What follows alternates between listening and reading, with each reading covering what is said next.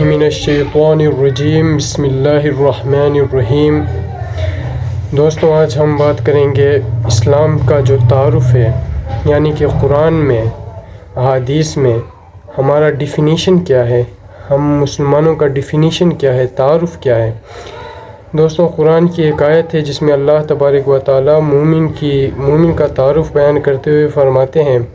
والذین المؤمنون الذین آمنوا باللہ ورسولہ ثم لم يرتابوا وجاہدوا باموالہم وانفسہم فی سبیل اللہ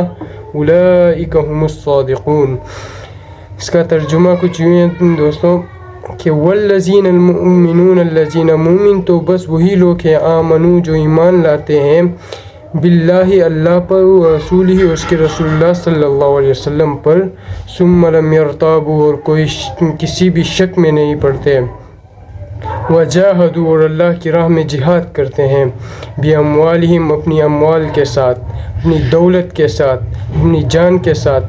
باموالہم وانفسہم اور اپنی جانوں کے ساتھ، فی سبیل اللہ صرف اللہ کی رضا کے لیے،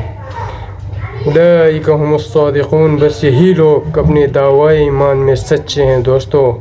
آج ہم دیکھیں اپنے اندر جانگے کہ کیا ہمارے اندر اسلام زندہ ہے یا نہیں، کیا ہم مومن ہیں یا نہیں، یا صرف خاندانی اصلی ہیں یا نہیں۔ دوستو، اپنی اندر جھانک کے دیکھیں کیا یہ اسلام کا تعارف ہمارا